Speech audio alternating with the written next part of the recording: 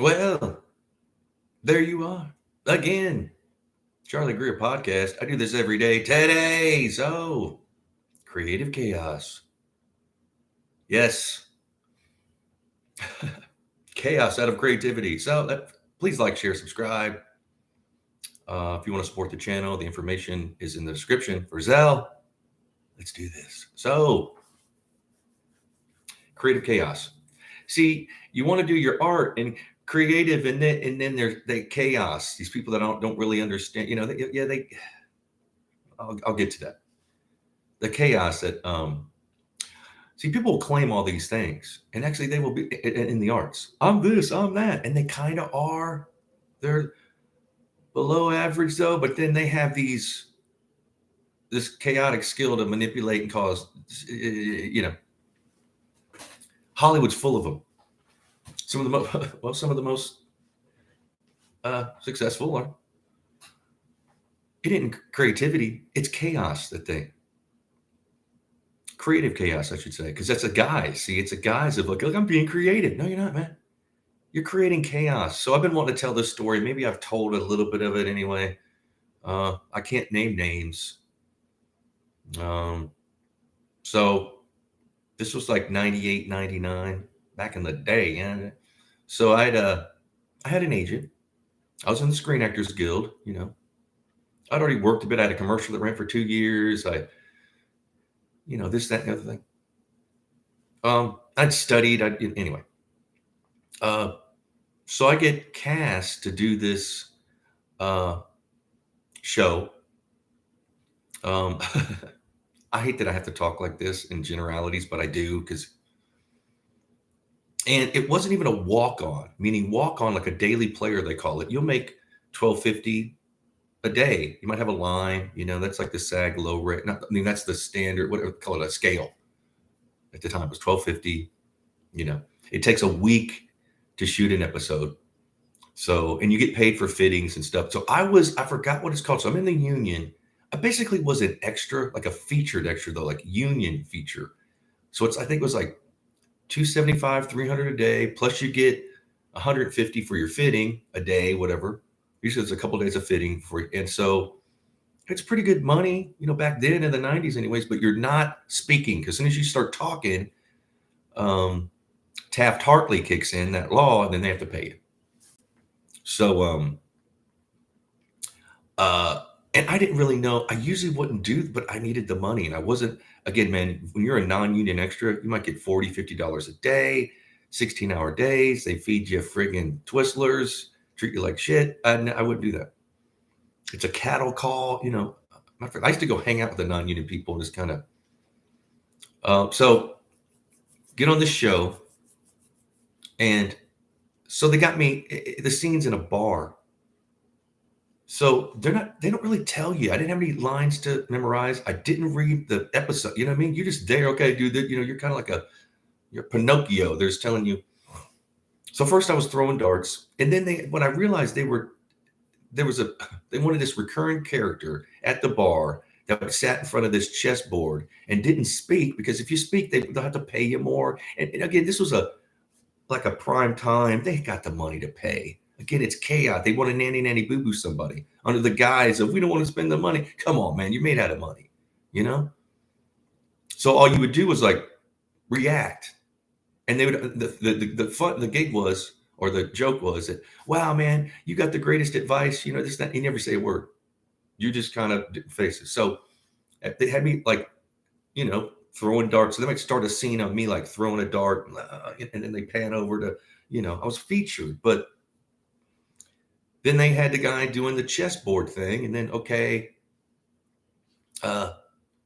another dude, because that's hard. It's harder than you think it is to do this like subtle kind of, I've learned how to do all that. So, but especially under the lights and take 2, take 100, people are, it's stressful.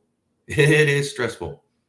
And you're in front of a live studio audience, they have a comedian, and the lights again.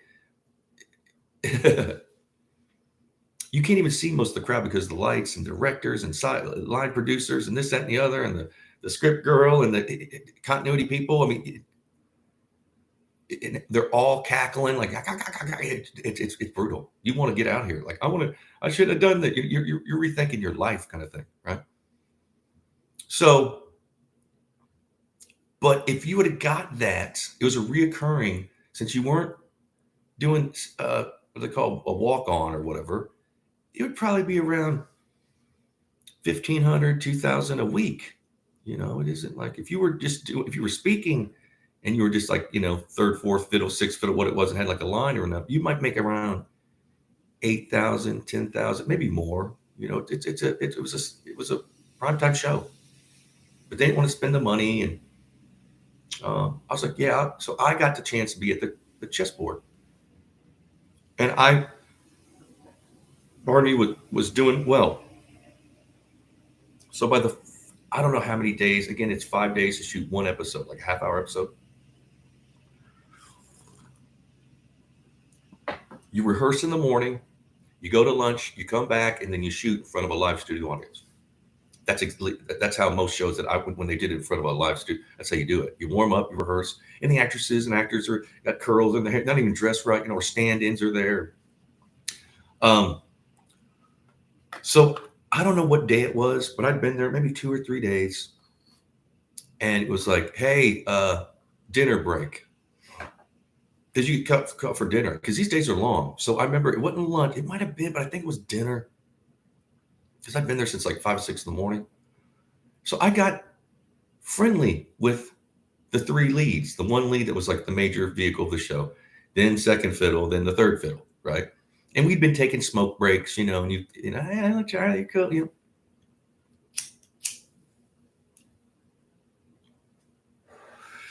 So like, hey, come to eat with us. And I knew, because see, people were watching you. Like, I don't want to. No, literally drug me. I was like, no, because I'd seen this hat. You don't want to get too familiar, man, and think that you're, no, the chaos has to kick in. Like, oh, who's this? That's a lot of that, man. Oh, you think you're someone, huh? I mean, come on. My dumb ass. Again, they were. I did it, and we ate in the Stars trailer, which was nice. Looked like it was as big as a 2-bedroom house. It was, nice. And we didn't do much eating. Okay. I paced myself and was like, okay, I'm already here. I just had a couple beers. I hit off a joint or two. They were like, again, I'm not going to say, but look, they were doing, they were partying, man. Like partying and making fun. Come on. No. I had like 2 beers. And man, by the time their eyes were red, bloodshot. They got, going to the bathroom every 10 minutes and whatever, So, and lunch is about an hour, or dinner, whatever it was. So I knew that. I was like, oh man. So I went to my holding and kind of, straightened. I was still in wardrobe. So you have to go to the continuity person. And back then they would take Polaroids of you every time you left the set. And they had a ring of Polaroids. So they'd find yours and check out. They take like 3 or 4 pictures of you, where your hair is at, your, this, that. So you look, the continuity keeps up. You don't want to have a different jacket on, or your collar's up. It's not up, And she gets close to me and she's like, "You've been drinking?" And I just didn't even reply. And so she storms off, and then there's like this, and then she has to wait to talk to someone. Then that someone has to wait to talk to someone. Then they group together and they come back. I might have been standing there half an hour, 20 minutes, whatever. And so by then the stars are back. Blaze bloodshot eyes, right? And they're like in this, in my vicinity, and they're kind of standing. They know what's going on, Charles has been drinking, and he smells like weed. So I look over at them, because I would say, "Hey, man, I was with them." Then I knew. See, you don't want to snitch anybody out. You don't want to throw anybody under the bus, but technically they're the one. And I look over at them, and they're just like doing that, like, "Don't you dare!" Don't say, even though they could have saved me. See, they could have made it funny, like, "Oh yeah, So I just kept my mouth shut. There, you fired that guy, I looked at that continuity, and she thought she was so like, And matter of fact, she probably had been drinking too. They all drink and popping Xanaxes and Valium. Come on, you know, they needed chaos. They needed to vent on someone. You lost that role, and they, of course, they have to tell everybody, studio audience, everybody, you ruined your career. You know, by then it's like, you know, I'm not gonna. I'm walking out. Don't you? You can't like extort him to the. And it's a process. I got to go to wardrobe and get out of my wardrobe and get my clothes, put them on. They're waiting there. And I forgot what studio lot it was. It might have been Warner. I don't know. But man, it's like a mile. You know, you're walking through different, I mean, it takes forever. You're being escorted. They're not talking to you. Uh, um, and they made me sign something, or I don't know, and give back the laminate that you can, because you have to wear, you know, anyway. And I get to my car and I'm like, man, what the fuck? Just, you know, chaos. You know, is my career ruined, like they say? You know, God, maybe. So I knew the next call is going to be, well, there's going to be a message when I get home from my agent. And of course there was. And I stopped at the liquor store, got some food, stopped at the liquor store and was drinking. Why did you get?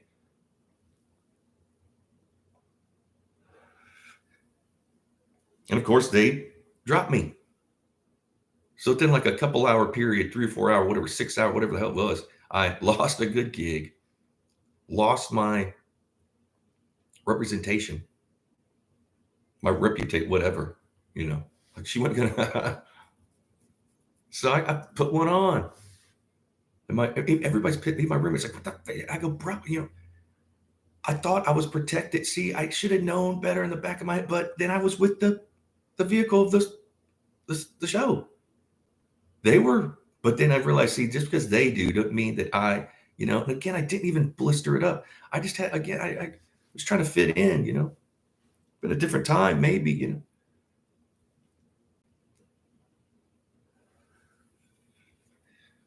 Moral to the story, chaos. They needed someone. They're always looking for someone to bicker at and this, that, and the other. Oh, and the director of this said show in the 70s and like early, he was somebody, more of a TV star. And he was known for being like, you know, really nice and what that man, he was evil. He was soured. He was bitter. He was just, I mean, and not that I looked up to him, but the contrast, like I thought you were, no, you're not. It's Hollywood. I mean, man, he was, he would scream and then have someone else go and scream at other people. Like, you know what I mean? Like you've heard, you have to hear it like twice. And he'd always be he would do the side view. So we're all here in this studio and he had everything set up. So he wouldn't even look at it. I don't know. In fact, I'd never seen anything done like that where he would not look again. And somehow I didn't get his wrath. I don't know if he wasn't there or whatever, but like an assistant director or line producer is one that got me at, you know.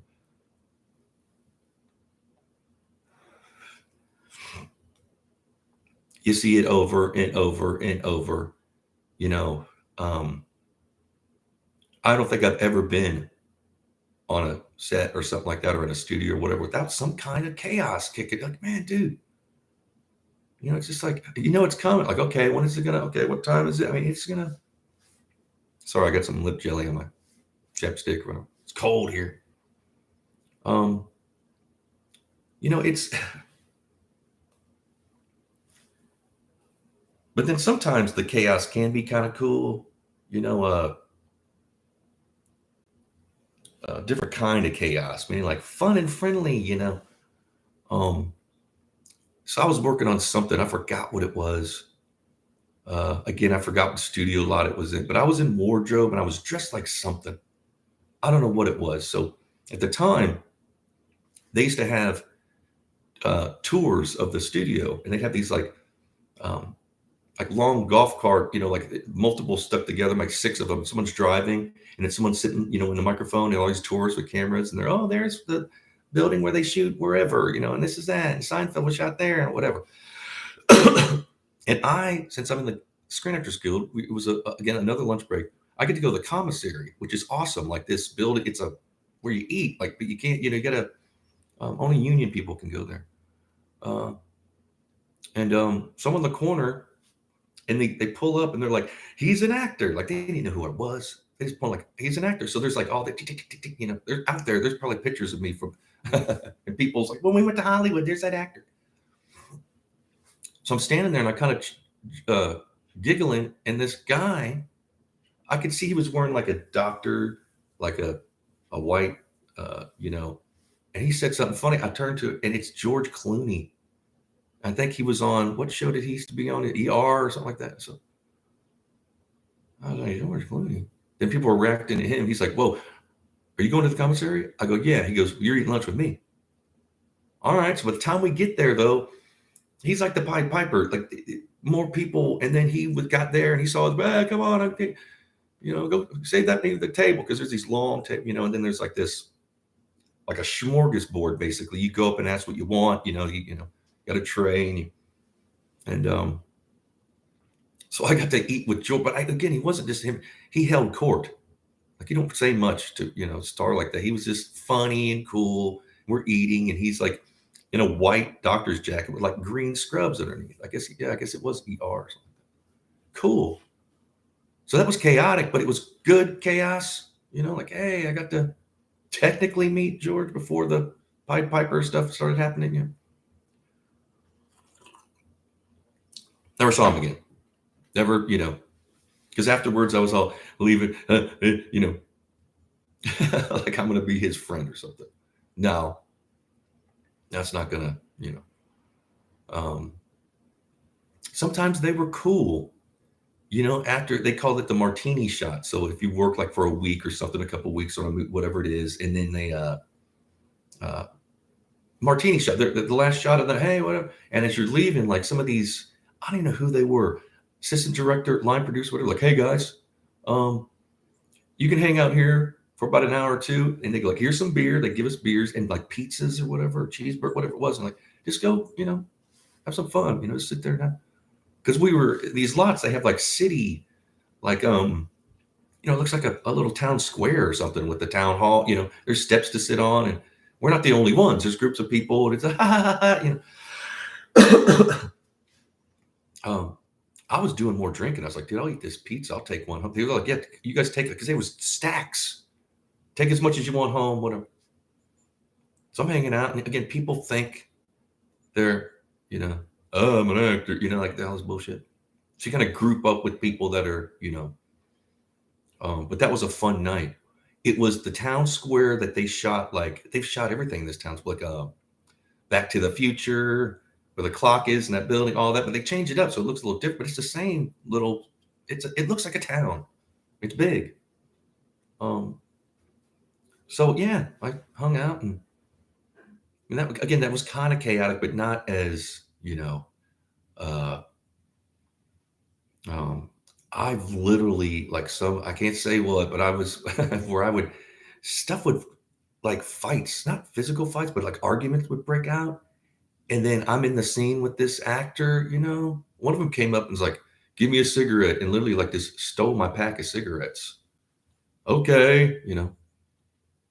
I had to hang it. And man, it just like, so I shouldn't have done this, but I snuck away and hid out. That's the only time I did that. But I just got into Hollywood, and it's so stressful anyway. And this person don't make eye contact with, just, stole my cigarettes, didn't give him any to me, But luckily I had my little bag, and I already had it packed. I already known from like being in bands, to always have more cigarettes, always have everything, baby wipes. I mean, aspirin and everything, even like gloves and a knit cap. It might get cold. I was prepared. I had like a backpack full of stuff. I might have had a couple bags. So I had to go back to my hold. They had to stick. Then the crew, like the union people that bring like the generators and the big semis and stuff. These guys are not actors, but they're cool. They're all, man, playing poker. They're hanging around and make sure all the wires are connected and the generator's silent or whatever the fucking. But man, I'll just go hang out with them. And they were kind of like, what are you doing, man? Because I was in wardrobe. I literally had one of these zipped up, and it said corner. I was supposed to be playing this corner on this, and they're like, "Dude, what are you doing?" I was like, "I'm hiding now. Not around us." And they finally told me to, I was gonna get them in trouble, and I did get in trouble. I came back. Where you been? We had to switch the corners assistants to instead of two, there was one, and but I'm in the union. I said I wasn't feeling good. I like time slipped away, and I just go, well, I was getting paid anyway. So, it's not what people think. It's not all fun. Literally, when oh, you're just like, damn, I should have did something more better. I should have did not better, but I should have did something else. I should have been a plumber or something. But I was full of piss and vinegar, and I'm an artist. I'm an actor. I'm this. I'm a painter. I'm a music. I wanted to live that creative life, an artist life. Hollywood was fun when you get away from all the, chaos, this creative chaos that's, and you can feel it building. Oh God, here it comes.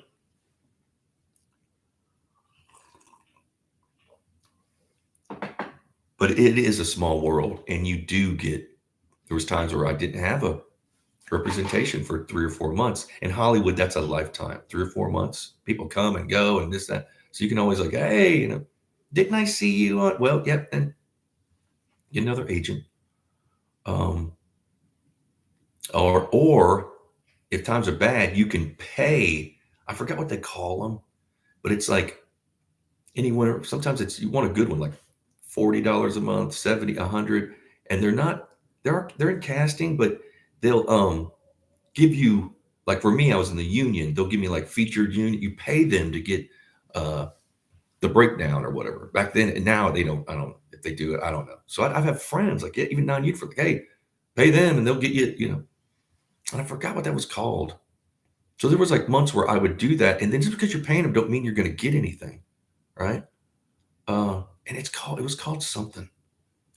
I forgot what it was called. And a lot of the people they were literally about to be a real or agency or whatever, but you have to come up with this like big bond, like a cash bond. You had to like have a bank holder or something to get your agency license or whatever it is. So it took years for some of these people to, and of course they would, and they're the agents, and they, of course, don't want to have anything to do with you. They want people to know you were, But stuff happens that like, again, some of it is chaotic, but it turns into. So you want a great headshot. That's how you're going to get in your work. You got to spend some money, man. Don't skimp. So it's like, who does these headshots? Okay, this one dude. And then they might not even, the people, they might say no. And you're like, no to $700 for an hour. Come on.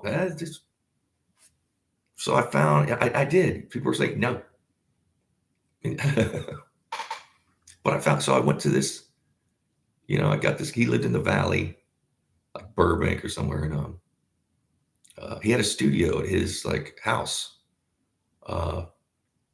And he even warned, like, look, man, don't show up looking all scraggly, you know what I mean? Like in a shitty suit. And went, okay.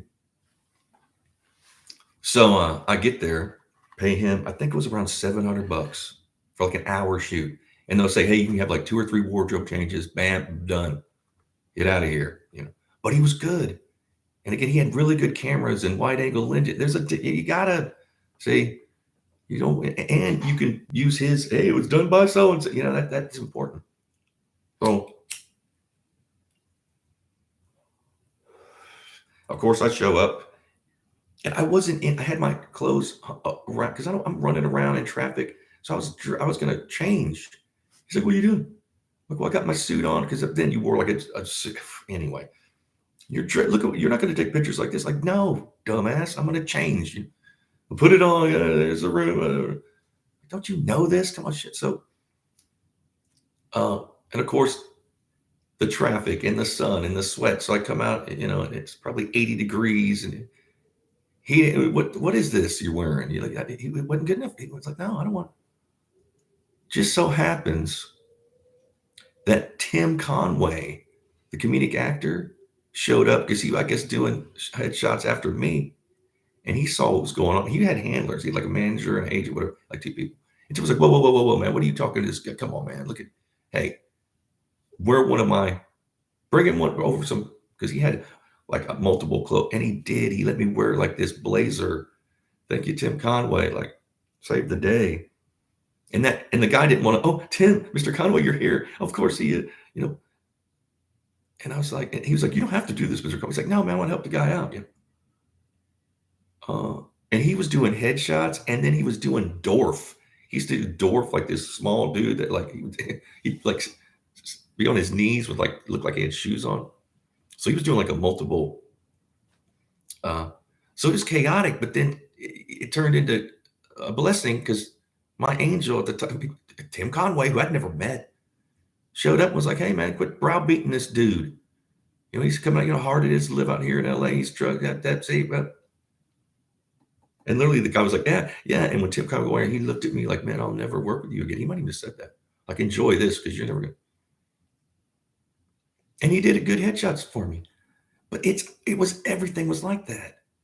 Everything had a little bit of sour to it, like a little bit of grit on it. Like it wasn't, you know.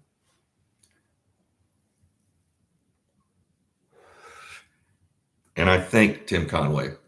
Like, oh my God, Mr. Conway. And his people representing him were like, how dare you get the hell, you know. Thank you so much. He's like, you know, it's all good. You know, so somewhere out there, one of my old headshots, it's Tim Conway's blazer that he let me borrow. See, not everybody's all bad, you know.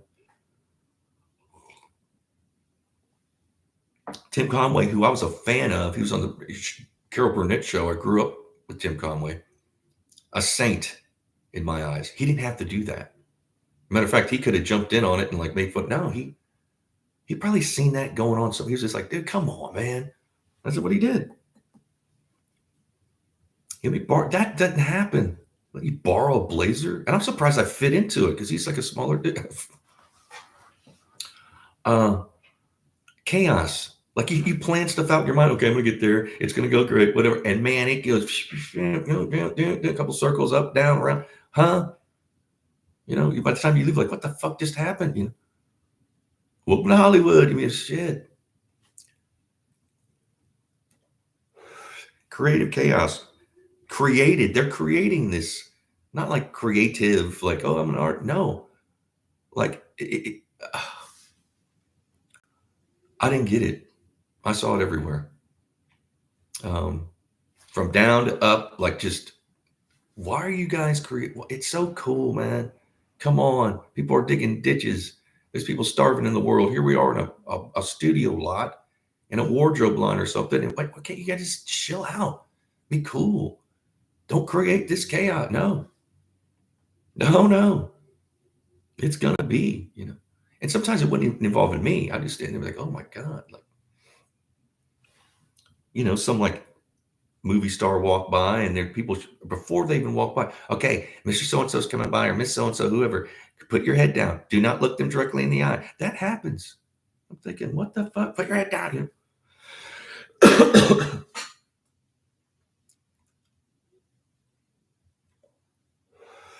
Hell, I happened to be in a club one night and they were shooting they were shooting some kind of thing for a band or whatever. Spielberg happened to come in. I didn't know that. And I was in the VIP section and his security threw us, pardon me and my girlfriend at the time, against the wall so we would look at him. We were going to look at him and we're in the VIP section. I'm on the guest list. Turn your back. And these like slammed us against the wall and then we left immediately. Like, what the fuck? Fuck Spielberg. I remember leaving, looking at him. He had like his aviator jacket on and that hat. I just thought he was acting like nothing had happened. Like, dude, you sicked your security on people so they wouldn't look at you in a VIP room. Now everybody's scattering around him. He's all like, hey, like there's something right with him. It's the only time I ever saw him. And these security people, it's just like, dude, my girlfriend, come on. You know, she's like, she didn't work in, she was, what did she do? She made jewelry. And she was like, what did they, you know? And it kind of hurt. I mean, they kind of roughed us up a bit. You just don't do it gently. It's like, wham, somebody gets one. There you go. Oh, let's go out.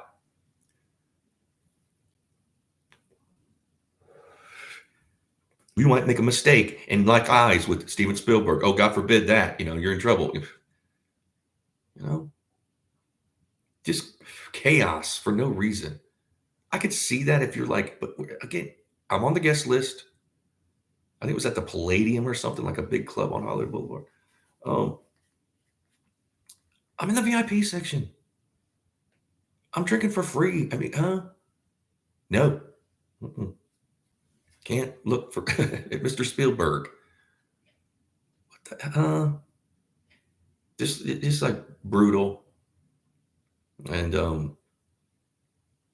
you don't want to know, like ruin your night. Like, what the hell just happened? And we were supposed to eat dinner there. So something was going. We ended up at In-N-Out Burger. It's like, what happened? And then my girl was like, "What did you do?" Like, I didn't do. You saw what it happened so quick. We didn't. Are you sure? How do I know? I don't know Steven Spielberg. Matter of fact,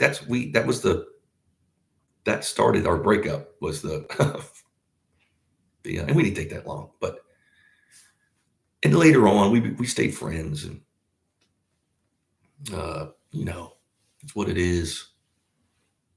Yeah, you think that certainly again you have these plans, you think it out in your mind. So I would prepare my mind, just be like, okay, here it's coming. It wouldn't be so bad because I knew it was coming. But when you're like, damn, because it is fun, Hollywood, yet the Hollywood, you're on a lot where all these different people and everything. Whoa, whoa, whoa. That's why people act kind of because out of nowhere somebody can for no good reason get you fired and double fire. I mean, you got fired from the job and your agent fires you. Wah, wah, wah, wah. And they look like they've done something good, probably bragging about it later on that night, sipping martinis. And I had a good I was even drunker than him. Oh, well. Oh, you're like that. So, yeah, yeah, that kind of shit. What are you going to do? Again, please like, share, and subscribe. If you want to support the channel, the information's in the description for Zelle. And I do this every day, ranting and raving. One of these days, I will name names and stuff on certain things. I mean, I shouldn't have mentioned Spielberg, but I forgot. Anyway, so I love y'all. Be blessed. Cheers.